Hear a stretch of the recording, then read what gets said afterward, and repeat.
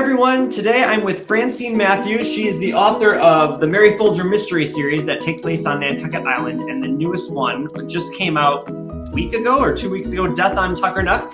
Hi, Francine. Hey, Tim. How are you? I'm doing okay. You doing all right under these circumstances? I am surviving. I have to be honest, though, I'm not writing. I find it impossible. I find I have no attention span. Yeah. So I'm reading very light and engaging stories and avoiding anything weighty or depressing. And that must include my own writing because it's really dried up right now. Have you tried? And is it just like no I've not even idea tried. where to go? Yeah. No, I mean, I have 5 people in my house and 4 dogs, and I am spending most of my time hunting, gathering, foraging, cooking, and dog walking. That's what I'm doing these days. Yeah. Well, it's important to be gentle with yourself and realize you can only do what you can do and not force anything, because after all this would be done, you'd probably look back on it and say, okay, what was this? Exactly. So mysteries have always been my favorite genre since I was a little boy. I mean, Agatha Christie and, I love these Merry Folger mysteries. I love Louise Penny. Yeah. What is it about? And I would always, when I read a mystery when I was young, I would write down all the characters and I would have little check boxes. And I would check them off if I was like, okay, I don't think it was them. And then I would circle before the big reveal on who I thought maybe had done it. Yeah. So I wanted to get your insight on some of your favorite mystery writers and stories. You know, interestingly, Agatha Christie was really great in often giving you at the front of the book a cast of characters in your older books. And that was always so useful because you sort of had almost like a theater playbill of who was the dramatis personae who were going to come in and be suspects. And I love Golden Age mystery writers, particularly Dorothy Sayers and Marjorie Allingham and Niall Marsh, who was a New Zealander. So I tend to read them a great deal.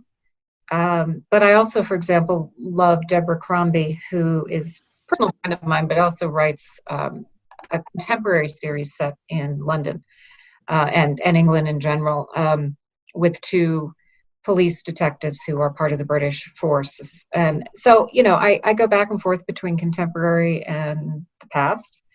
But I think my own sensibility in starting the Merry Folger series sprang from my love of the Golden Age novel, because I viewed Nantucket as sort of the moral equivalent in New England of Miss Marple's St. Mary Mead, that there is a small town community feeling to Nantucket and a certain sense of isolation from the bigger world that was conducive to creating an ongoing series with the kind of something that almost Aristotelian nature of community, which is described in murder mystery fiction as the perfect world that is disturbed by violence and crisis. And the detective's role is to restore that sense of perfection in the community. So that's why I hit on Nantucket. And it's kind of a long, deep-rooted tradition in mystery writing. Is it just as fun to write a mystery as it is to read one? And then I guess the second question of that is, do you always know who done it when you start it? Or is it like kind of the reader, you're kind of figuring it out? That's a double-edged question because it has its basis in how you write. And people will always tell you, writers, that they are either plotters or pantsers, meaning they either fly by the seat of their pants or they plot everything out. I am a plotter. I've always been a plotter. I'm also a high analytic cognitively in terms of how I process information.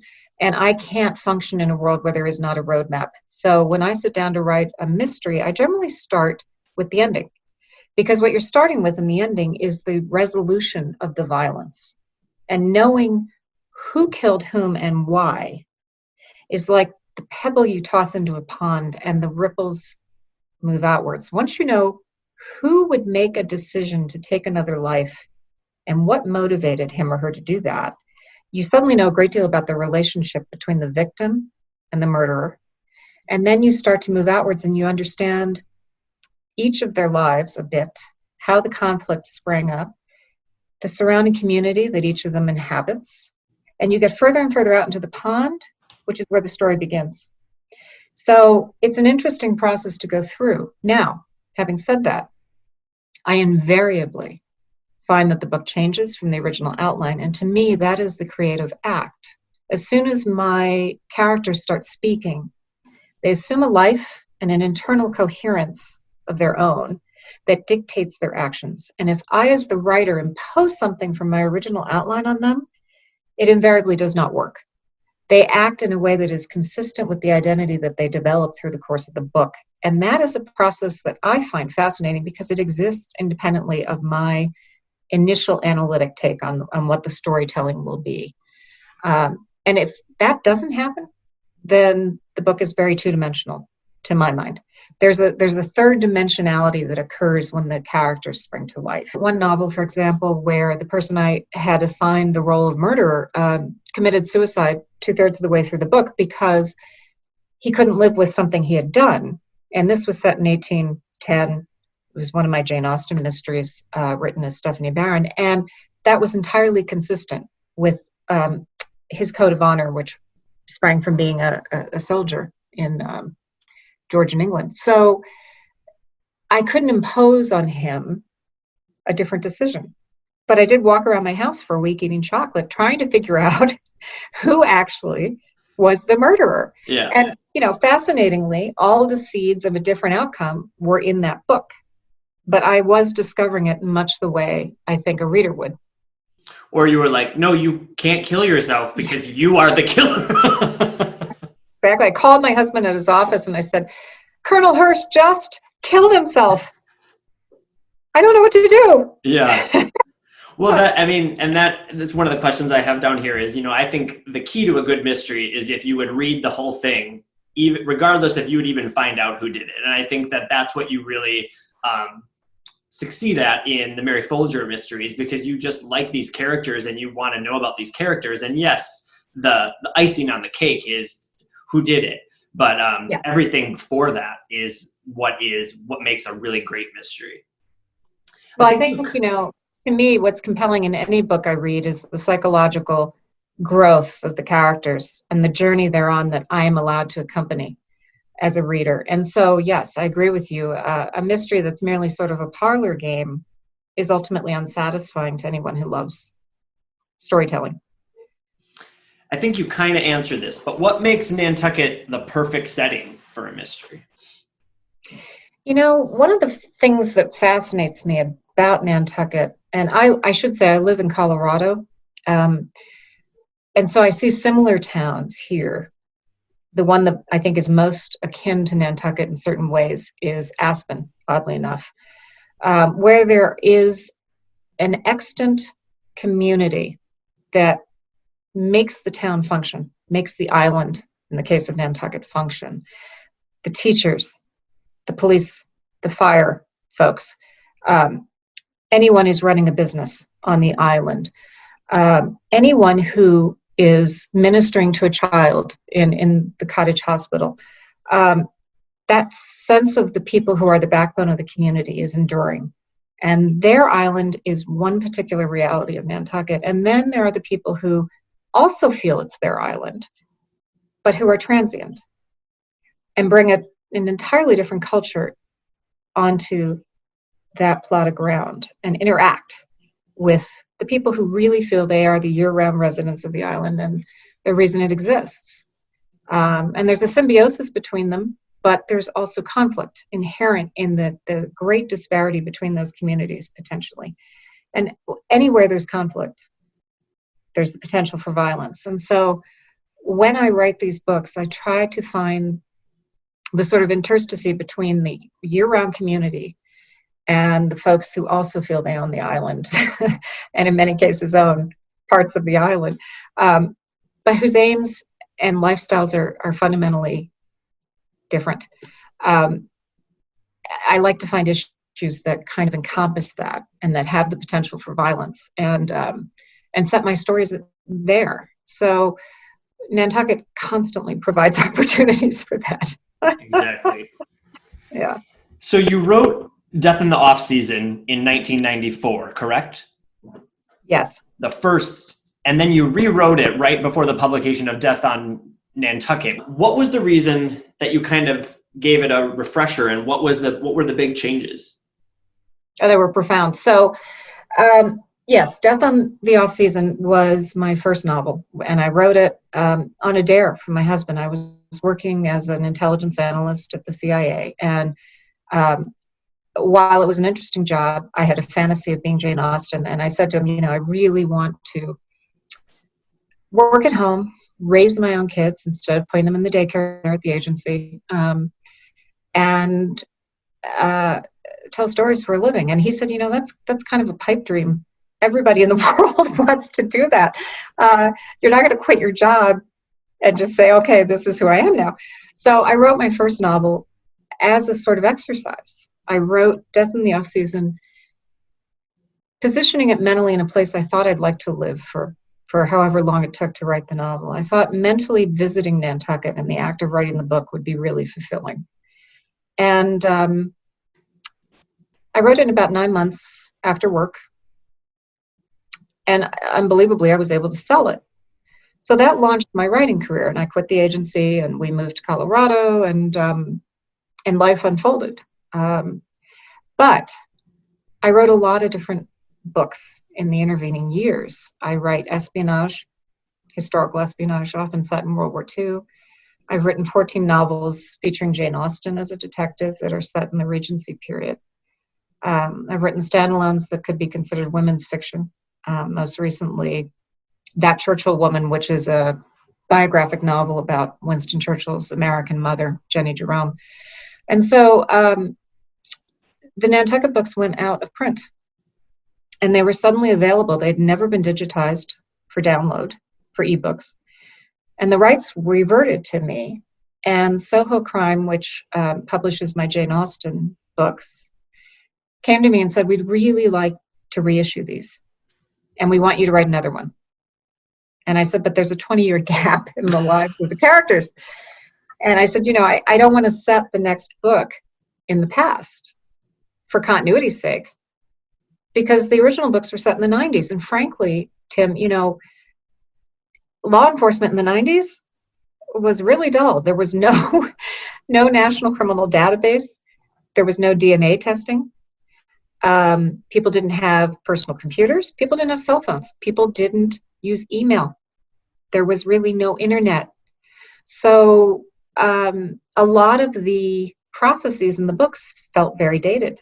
And I said to Soho, look, I will write another book in this series and we can reissue it if you allow me to go through and revise the previous 4 novels, which is what I did, and bring them up to a sort of a chronological present. We're not even going to say what year it is, but it's just the present. And we have databases, and we have computers, and we have cell phones, and we have DNA testing. So yeah, it was a fascinating exercise for a writer, because I was looking at the very first novel I wrote at the time, 25 years previously, and editing myself. And it's that notion of 10,000 hours of expertise. You do improve as a writer simply by doing it. And I was appalled that this book had ever been published. So it was a really welcome opportunity to refine my own prose style, tighten up the books, improve the sort of law enforcement details, and just give the whole series a refresher. And not to mention, the island itself is not the island of the 90s. Exactly. I mean, like in the original books, the police station's in the wrong location. Mm-hmm. It's on Water Street, which it was in the 90s. So, and the Downy Flake was on Water Street. Little things just didn't fit anymore. So it's been really fun to go back, revisit the series, write additional books in it. The current one is now the 6th novel, and I have a 7th under contract that I'm going to be writing. So yeah, it's been a huge treat. Just feel like that would be so fascinating because just to go back and just to actually see all those things, like you were saying, like the police or how the world has changed, Yeah. and to basically recraft something into now, but also appreciate, this the simplicity of yesteryear in a way too. So it's I feel like that would just be Yes. such an amazing.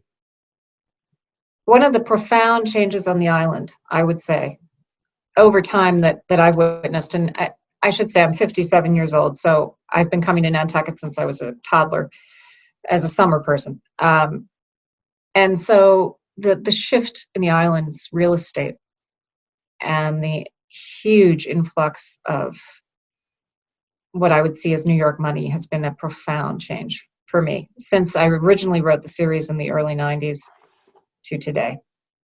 It's really dramatic. Yeah. So tell readers about Merry Folger, just in case they haven't met her in one of your Nantucket books. Like, what are her character strengths? What are her flaws? So interestingly, one of the things I found when I revised the series is that she struck me as weak as a character, and I kind of stiffened her qualities. And I think that sprang from the fact that originally as written, she was a woman in her 30s who'd grown up on the island and was a third generation police detective on the Nantucket police force. Her father was her police chief. Her grandfather had been police chief before him. There was a sort of family Folger tradition of law enforcement on Nantucket. And she was a girl. And I say that meaning she was a 90s girl. She was somewhat insecure in a man's world. At the time, when I started the series, there were no women on the Nantucket police force, believe it or not. She was created as the only woman on the Nantucket police force. And in the first novel, she's dealing with murder. And she's very tentative. And her father is trying to protect her from violence. And at the same time, she's trying to prove herself. And when I revisited her as a character in revising the series a couple of years ago, I realized that I had grown up over the time period intervening, and Mary ought to have grown up as well. That today's young women that I know, I have boys who are in their 20s, that the young women I meet now are much stronger, more independent, more resilient, and much more the equal of the men that they work with.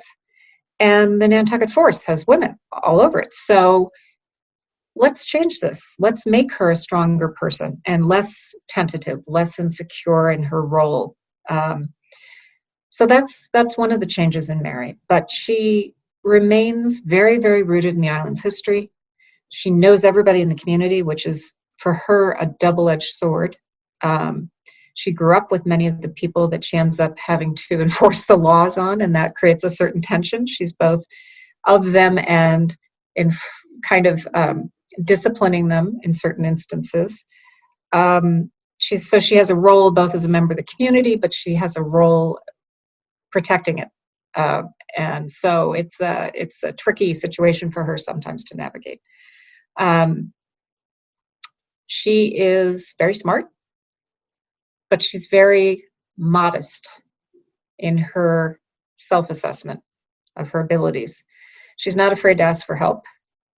And she really doesn't suffer fools too gladly.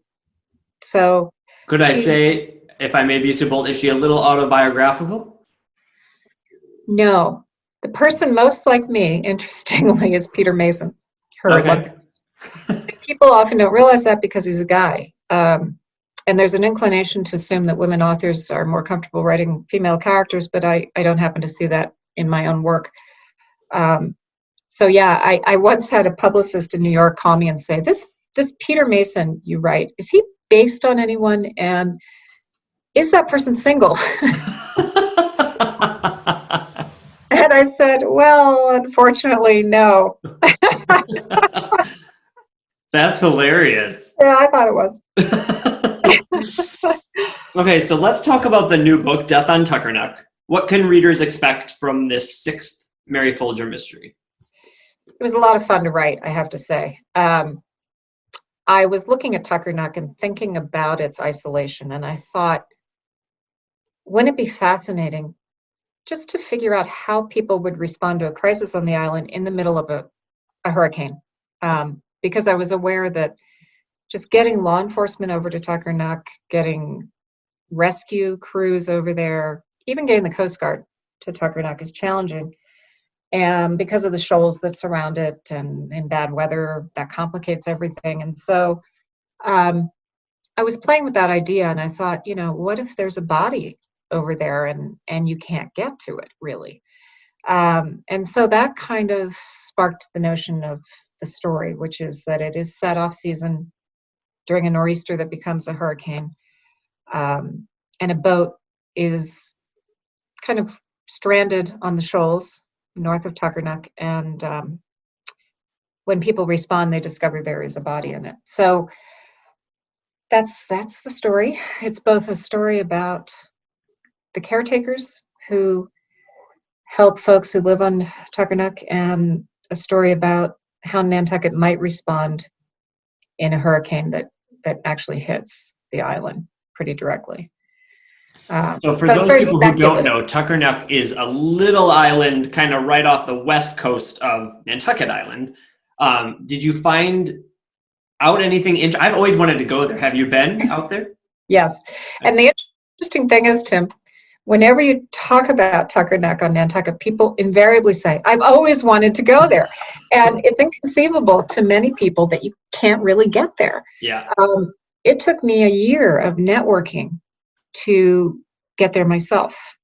I happen to have a friend here in Denver named Steve Coffin, who is obviously descended from the Nantucket Coffins. And what is interesting is the Coffins were one of the original family that settled Tuckernuck. And so he has known folks all his life who have spent their summers there, because people really don't overwinter on Tuckernuck. And it's an island that's owned by maybe 40 families, or not families. There are 40 houses roughly on the island, and they are owned by a handful of families, many of them intermarried over generations. The houses have been passed down over generations. And because there is no electrical grid on the island, and no public water, there is a sort of bare bones mentality to the place. There's no ferry to Tuckernuck. You have to arrange your own transportation there or own a boat yourself that you use to get between Tuckernuck and Nantucket. There are no public services on the island. There's not a restaurant. There's not a gas station. There are a few cars that are very ancient, and they bring the gasoline over in containers to run them. But most of the traffic on the island, which is traffic is a joke, there's no traffic, is in golf carts, which are used to ferry luggage from the one sort of landing area, which is called Lagoon, to individual homes. And so everyone who lives on Tuckernuck, which tends to be from the end of May, I was told by the caretakers, until Columbus weekend is their traditional cutoff in October, are reliant on these caretakers who shuttle between Nantucket and Tuckernuck and bring them everything from rose bushes to be planted, to toilet paper, to crates of alcohol and rice, and they cart the trash off because there's no trash service on Tuckernuck, and they take it to the Nantucket dump. They build houses out there, or they do repairs. So they have a barge where they will shuttle I-beams across the Nantucket Harbor. They will shutter solar panels. A lot of people, you have to have a generator. So you either do the generator from propane, or you do a generator that's attached to solar panels. So when I got over there, it was through a person who has owned a house on the island and is like a fifth generation resident. And this person put me in touch with Manny Souza. Now the Souzas own Souza Seafood. Manny and his brothers are caretakers on the island and have been forever. They also own a home there themselves. And they agreed because I had been offered the opportunity to rent a home on Tuckernuck for a week. And so the owner said, why don't you come over and look at the place? And the Sousas will bring you over. So I met them at Jackson Point at 8 a.m. and got on their boat, and they took me over. And they were a little tentative at first. And they kept saying, you sure you're okay to go over here? Because, it's all private property. I mean, what are you going to do when you get there? And I said, I'm going to walk out to this house and look at it. And they said, well, there are people in it, and you're trespassing. So they were very leery of me. And I didn't tell them I was also researching a book because I thought that would really freak them out. So I got over there. It was about 20 minutes over. It was a beautiful day, light chopped July. And I circumnavigated the island on foot. And it took me about 3 hours. And I encountered only one person in the entire time I was there. And she was clearly a visitor because she materialized on a path. She spoke German, and she said to me, do you know where we are? And do you know how to get back to? And she gave me the name of a house. And I said, I have no idea. I'm so sorry. I kept walking, and she kept walking past me, and I don't know if she ever got home. But the island is small enough that you can walk its entire circumference in a matter of hours. That almost sounds like a book in and of itself, like the German lady ghost that you met on Tuckernuck. It was incredibly eerie, and I took photographs on my phone of this just emptiness, empty beaches, empty trails, empty dunes, houses sort of rising up out of their equivalent of the moors. Some of them decrepit, some of them gorgeous. And it was a fascinating walk. I ended up back at the lagoon, ran into the Sousas, who took me off the island at the end of the afternoon. But what was interesting was when I was talking to them in the boat, I happened to mention that I had worked as a nanny for a summer family on Nantucket when I was a teenager, 4 decades ago. And for some reason, that fact made them comfortable with me. And they started talking to me about real things. They talked to me about, roofing one of the houses, about what it's like to be there at night under the stars when there are no lights, about medical crises, how the week before they had to take a woman off who was having a coronary event, and they were the EMT service, their boat, and the fact that they were staging a wedding that weekend. I was with them on a Thursday, and they were shuttling over seating for 150 guests, and porta-johns, and the florist, and the caterer, so that someone could get married on Tuckernuck. And just the scale of what they did was astounding to me. All the details. Getting things to Nantucket, just Nantucket in and of itself is a struggle. So I can't even imagine adding that layer. Absolutely. So I found their lives fascinating. They were explaining to me that, they went to Nantucket High School. They had grown up on the island. And so they were enormously helpful to me in kind of creating a world there. I had no interest in invading the lives of people who live on Tuckernuck. I simply wanted to use it as a location because as a location, it's fascinating in its isolation and its constraints, in the case of a detective novel. So that was my real focus. Well, there are only so many places like that in the United States that you could actually use that. So that's fascinating. Yeah, I agree. So what would the author of Death on Tuckernuck tell the author of the first edition of Death in the Off-Season? It gets better. And you're not as good at this as you think you are right now. I have learned so much from my editors over time, because every book is a journey with another person. It's a dialogue with the person who is editing it. In my life, I had one phenomenal editor, a woman named Kate Misiak, who was a vice president at Random House, and she edited 21 of my novels. And she and I had a marvelous relationship in that the book really always emerged better for our dialogue. I really would never want to be someone who was not well edited, because you tend to lose the perspective on your own prose that a fresh reader can have. And nothing is so precious that it can't be improved.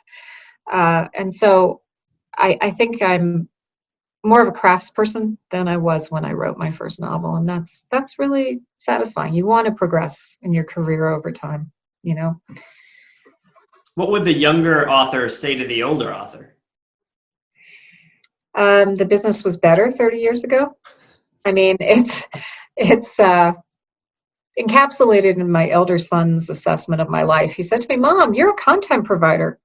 And happily, the world will always need content," which is devastating if you view yourself as a writer and a storyteller, because it's not just content. Yeah. You know, it's guidelines for how to live. To my mind, that's what fiction is. We all go to stories to understand how people live and how we might live and survive the events in our lives, the challenges. And I don't worry about formats. You know, I read digitally, I listen to audiobooks. I'm happy to have a printed copy. It's not about formatting. It's more about how creative work has come to be seen as universally owned and not necessarily remunerated. You know, downloadable means free to a lot of the current generation. Yeah. So I think as intellectual property shifts and the value placed on it shifts in our kind of shared world, the career of a writer has changed.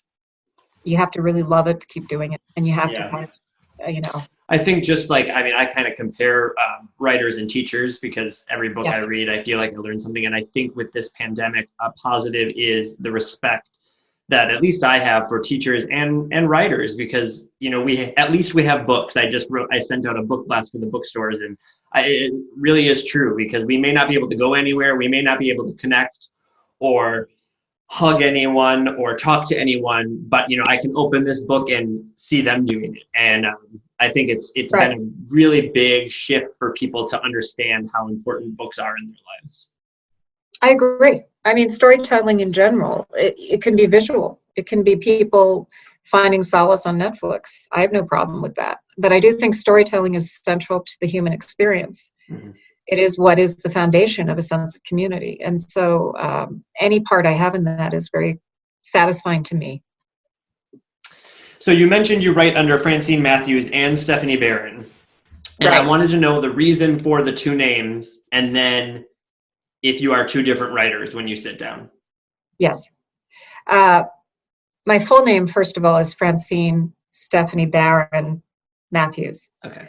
So Barron was my maiden name. I started my writing career as Francine Mathews. But then I sold a book to a different editor and house. And then I had originally started publishing with. My first couple of books were at William Morrow, which is owned by the Hearst Corporation at the time, and then became part of a different conglomerate. And so I then sold my next book to Random House, and the problem was they do not cross-publicize. So if you were published as Francine Mathews in one place, you could not be published as Francine Mathews in another place. So it was that which dictated the necessity of another name. And I went with my middle and maiden name because I felt I could sign it easily. But also, there is a difference in the way I write as each person. My Stephanie Barron books tend to be more historical than contemporary. They are less violent or gritty.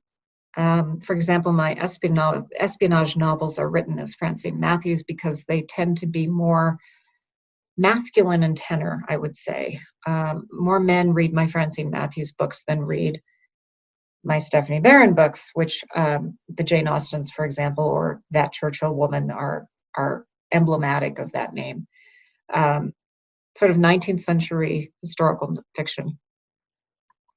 That's so interesting. Have you ever been writing and all of a sudden the other author kind of creeps in, like writing a Stephanie Barron, and you're like, oh wait, that's my other series? Or I do have one problem in that when I'm writing as Jane Austen, because the Jane Austen books are in the first person and they reflect the voice of her letters primarily, although there is some narrative voice from her novels that creeps in. Unfortunately, I can throw my voice as Jane very, very easily.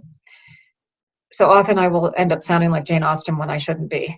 And that's happily not in this interview, but in writing that creeps in. I have a very 19th century diction at times that is problematic if you're writing about Meredith Folger.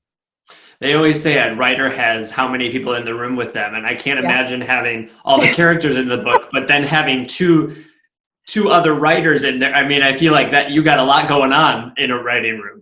I do. But I am a Gemini, Tim, and I really think that helps. You know, I'm a split personality anyway, so. Okay, so talk to me about being a CIA intelligence analyst. I feel like that just sounds so cool in and of itself, and I wanted to know if it was. And then that's why people join the agency, so they can talk about it for the rest of their lives. And can you tell me anything, or would you have to kill me then?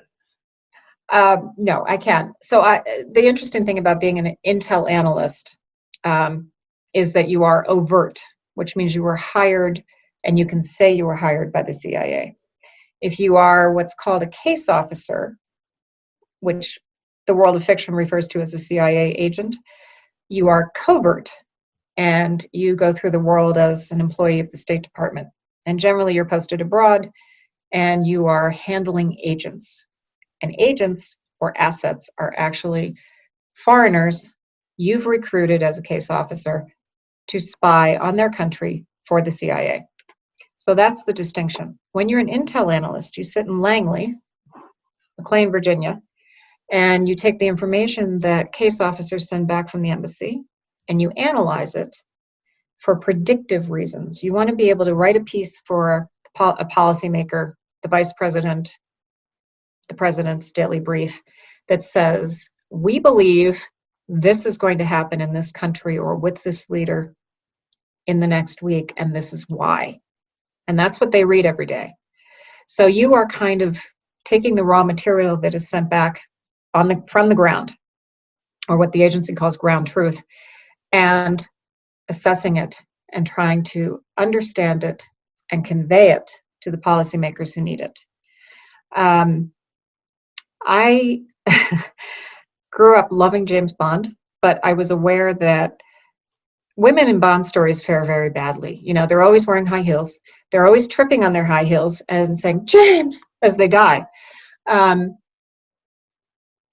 So that didn't really appeal to me. I was, however, trained for a year in the techniques that a case officer would use. I was put into what was then called the career trainee program, and for a year I did paramilitary training at a place called the Farm, which is the agency's training, their Quantico, if you will.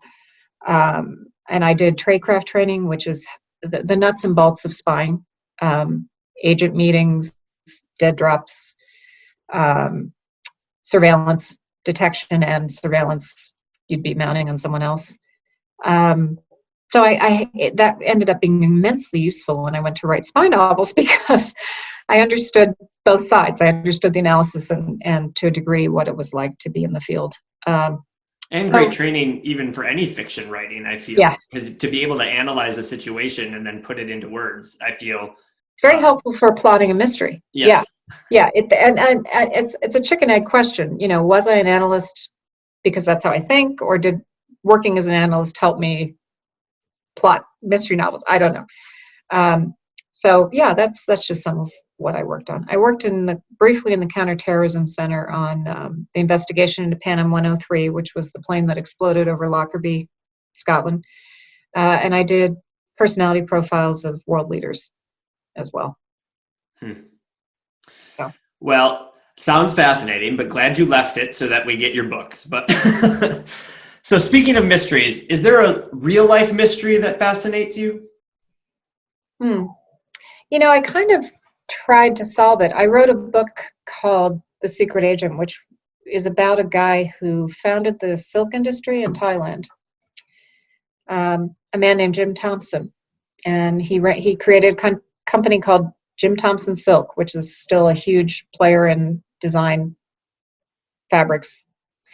But he had been a member of the OSS in World War II and disappeared without a trace on Easter Sunday, 1968.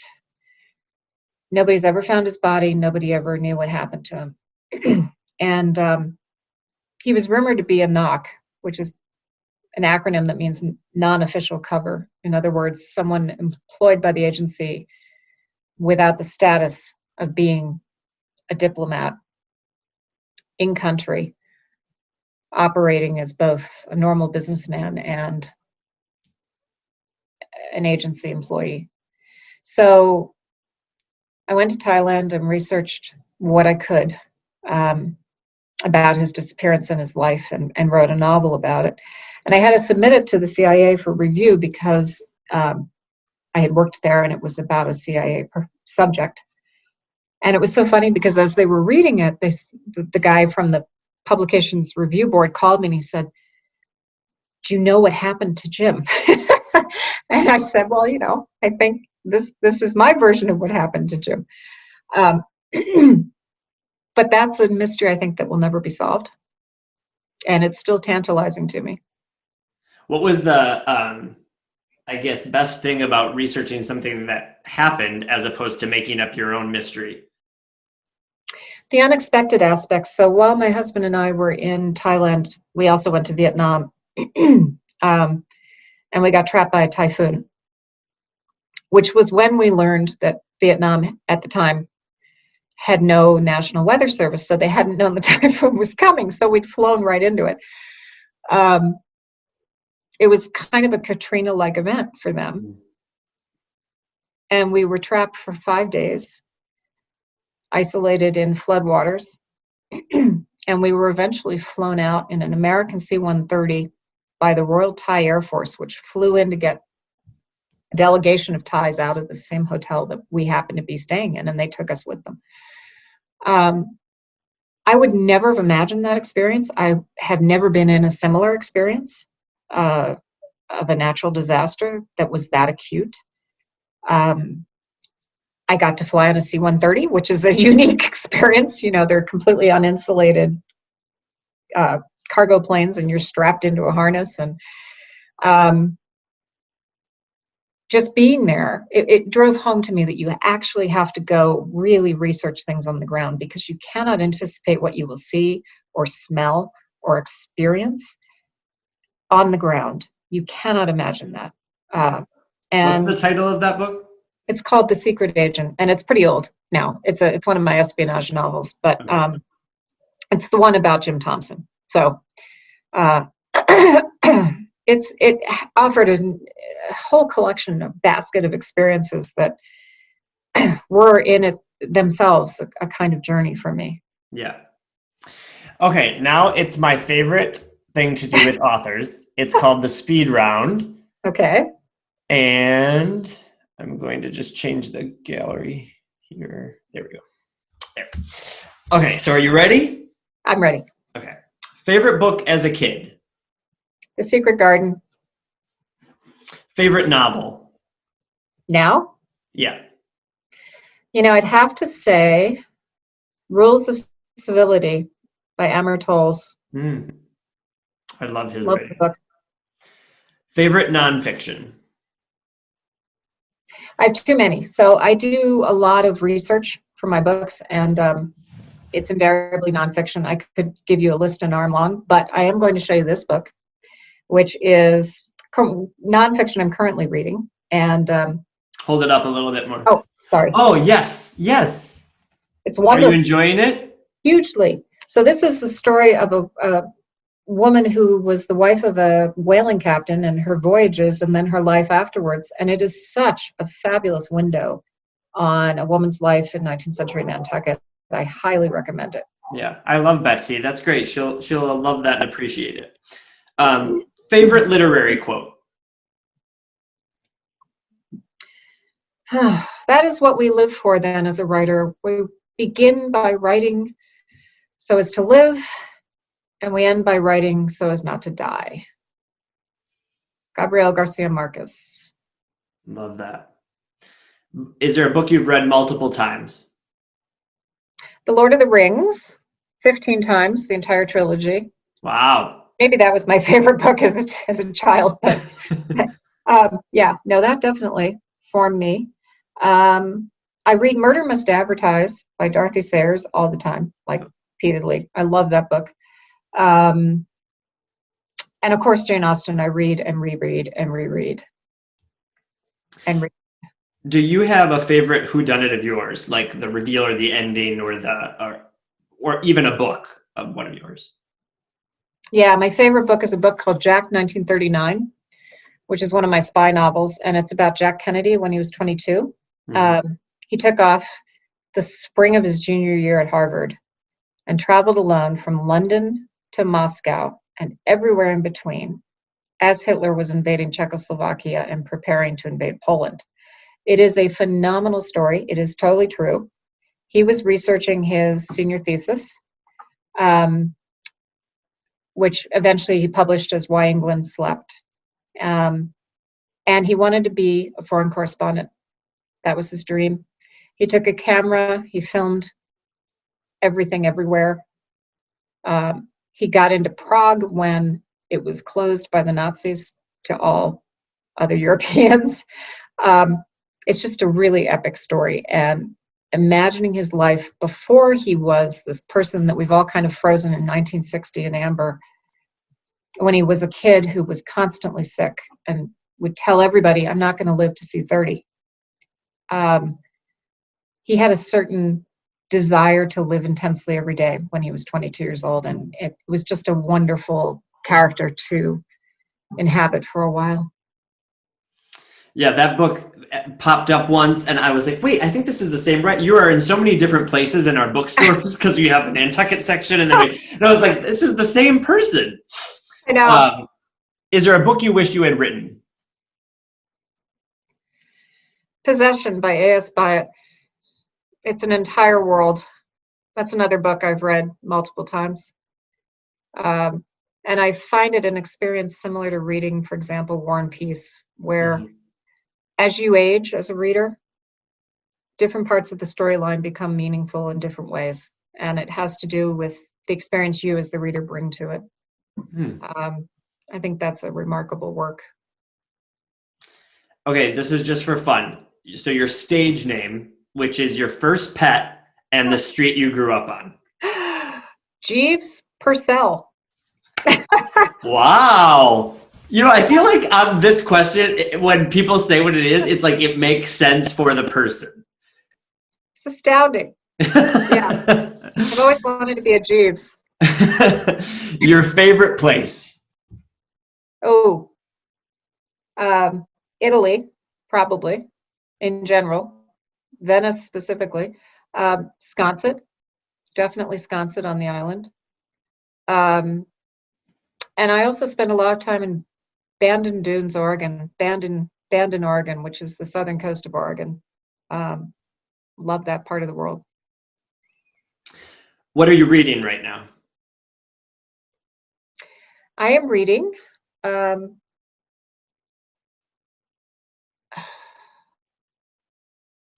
Samantha Power's Education of an Idealist. And I'm also reading, believe it or not, Phyllis A. Whitney, 7 Tears for Apollo, which is an old women's fiction novel just for escapism. Yeah, which we definitely need right now. I do. And what are you writing? Have you started the new Merry Folger mystery, and can you tell us anything about it? I can tell you that the new Merry Folger mystery is Death on a Nantucket Stroll, and it's about stroll weekend. But I won't go any further than that. I am currently actually writing a Jane Austen, which is due. And the interesting thing about the Jane Austen books is that they span her life. So the first one starts the series in 1802 when she was 26. Over time, I have gotten Jane to 1816, the spring of 1816, which is when she was getting ill, and she died July of 1817. So I'm running out of Jane, and she doesn't know that, but I know that, and it's making me very sad. And in fact, in this particular novel, it's called The Jane and the Year Without a Summer, because the summer of 1816 was a worldwide famine due to the eruption of a Indonesian volcano, which spewed a cloud of dust in the air. And famously, people associate it with Mary Shelley writing Frankenstein, because she had eloped with Percy Bysshe Shelley to Italy, and there was no summer. They were all freezing. They all sat inside in a villa by the fire while the weather was horrific, and she wrote Frankenstein. But in Jane Austen's life, it was similarly dreadful, spring and summer, cold, raining, awful. There was famine in the United States. There was famine in Europe. It was a very apocalyptic moment, and she chose to go to Cheltenham Spa for her health, to drink the waters at Cheltenham Spa, because she knew she was starting to get sick, but she didn't know why. And so it's kind of a melancholy book, because it's interestingly appropriate to this time, you know, that we're experiencing. And I hadn't anticipated that when I outlined it 6 months ago, and started writing it, that in fact it would be reflective of some of the feelings I'm having living through the pandemic. So it's a very strange kind of moment for me as a writer. Are you finding it hard to write right now? Exquisitely hard, Tim. Yeah, it requires, first of all, I have too many people in the house. They're all working on Zoom meetings. They're all, the sort of background noise here is just constant, and I'm waiting for that period to end a bit before I can focus on writing. Plus, publishing is shut down. I don't know if people are aware of that, but my editor's on leave, houses are closed, the warehouses are closed, they're not shipping books, which is why I don't even have a copy of Tuckernuck. And bookstores are closed. So it feels like a hiatus right now. And I think my writing will be easier in a couple of months. Yeah.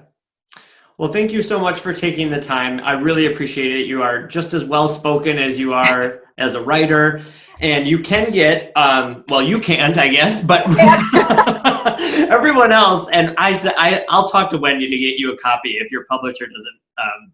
Well, tell her I'll pay her for it. I really but you can get, you were so kind to send book plates with your signature. So we have signed copies available through NantucketBookPartners.com, so you can get one of those. And we also have all the rest of the Francine Mathews Nantucket mysteries, and I mean, a lot of her other books as we covered. So 31, you said, right? I think 29, but yeah. Wow. Yeah, up there. Anyway, Tim, it was delightful chatting with you. I hope you get through this period, and I hope we see each other again soon on the island. I hope so too. I mean, I really do, because I mean, this would be your first summer not coming for a lot of years. Wow, so let's hope it happens. We hope to see you. Okay. Thank you very much. Take care. Be safe. Bye. Tim.